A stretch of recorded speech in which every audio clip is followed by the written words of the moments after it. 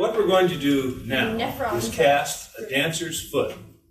This is one of the most common castings that you'll do, probably because dancers just simply love to have their feet cast. Now we're going to do this similar to the way that we just did the couple's hand.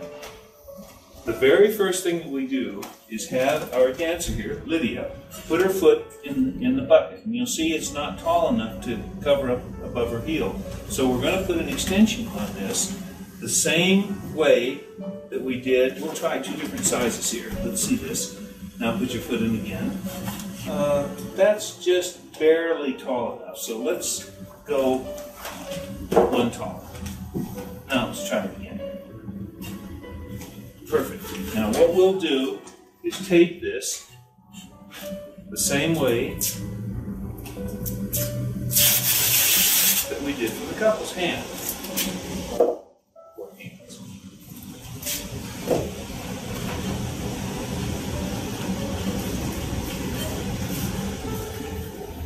It takes about 10 pounds of water plus the alginate to fill up this original bucket. But 10 pounds is too much to mix all at once, and I want to go slightly above that anyway. So what I've done, I find that you can only mix a maximum of about 8 pounds of water in the alginate. So what I've done is measured out 7 pounds of water in 2 buckets. So there'll be 14 pounds of water altogether, plus the alginate, and that's 7 times 5, or 35 ounces of alginate in 2 containers, or 994 grams if we're going to do this by grams. The water is 3,174 grams for 7 pounds, and the alginate is 997, or 35 ounces and 7 pounds. This alginate is different than the alginate we've been using. This is what's called fiber gel. This is the alginate that we normally use for faces or body casting, and it has fibers in it. It's much stronger. It's a very soft, pliable alginate, but it's stronger and more tear resistant. And the reason I want to use it on her foot is that because of all the little ins and outs that we're going to have on the slipper, it's not as likely to leave little pieces of alginate behind because it holds itself together better.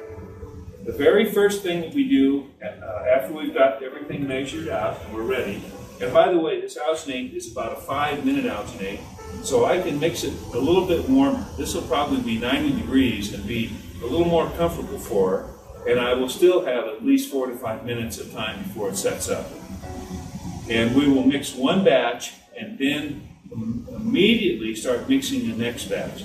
If the alginate, if you put half in the bucket and allow it to set up, the second batch will not stick to the first batch. They must be put together while they're both still liquid.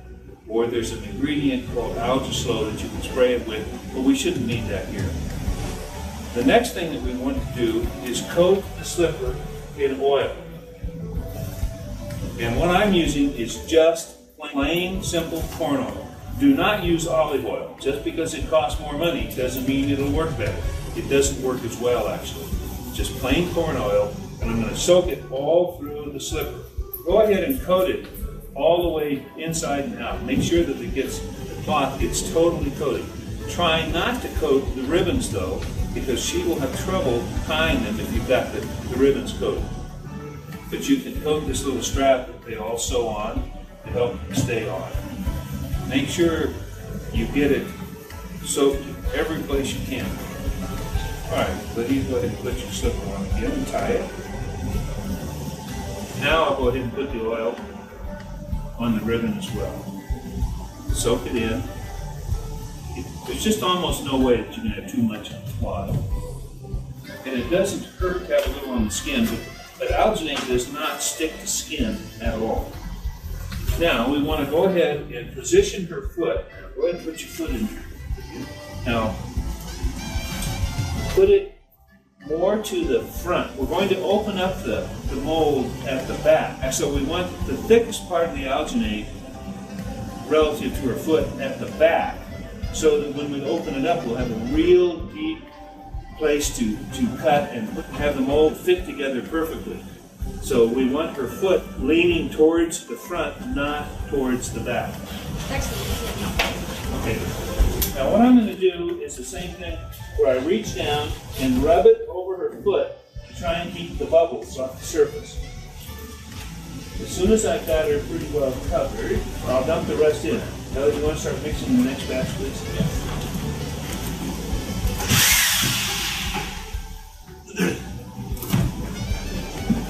Now make sure you spread this over the old on the leg here, because the first batch is going to set up pretty quickly now, and you want to make sure that you've always got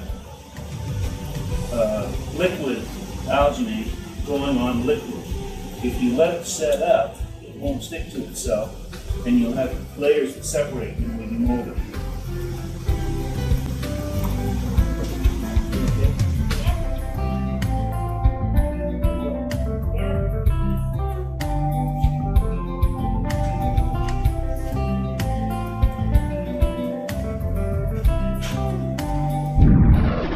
Now, we have a little bit of a problem in trying to get this off, because we can't get the bucket off her foot down here very well. It's too low to work.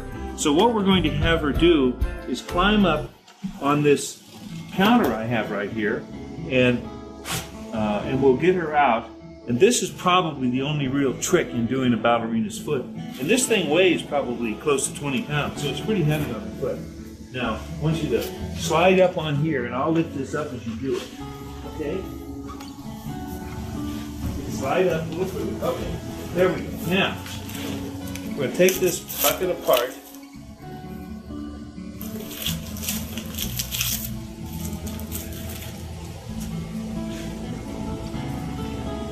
And we'll separate the top section and pull it forward.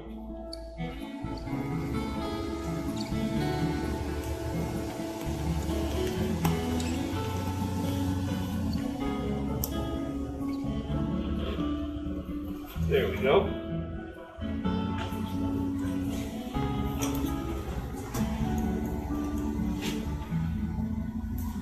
You can see the bottom of her slipper there. Now we want to go right down the back of her foot. So let's look and see where that is. And we make this zigzag cut. Now, Lauren, I need your help in here. You're going to have to pull this apart. When the cut actually, now I'm using a very dull instrument that will not cut her.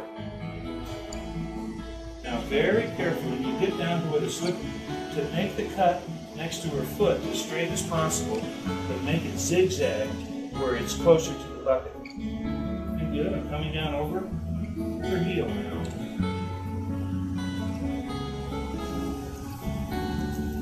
All right, when you got her foot about halfway exposed, reach in here and just pull and have her foot just come out.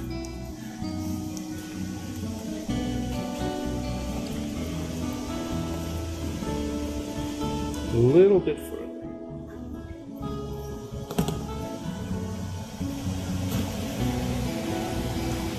All right, now hand me the bucket.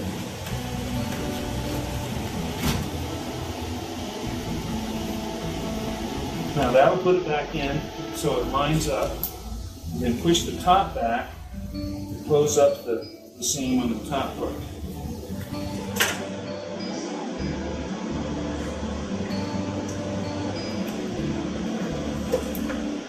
The only place that you tend to get bubbles is the top of the heel, because the top of the heel is flat and any bubbles rising up in the plaster will settle up there at the top of the heel. So when you do this, you want to make sure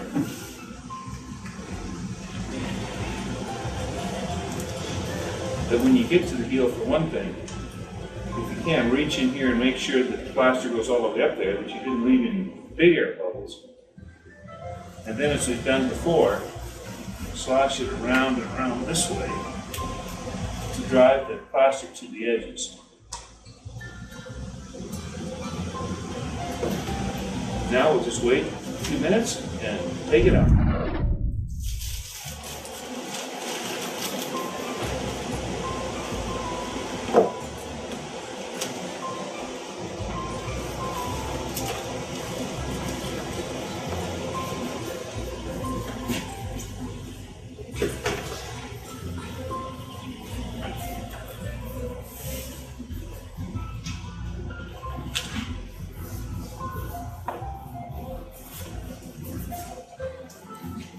the little tiny bit of a seam here in the plaster, which can easily be taken off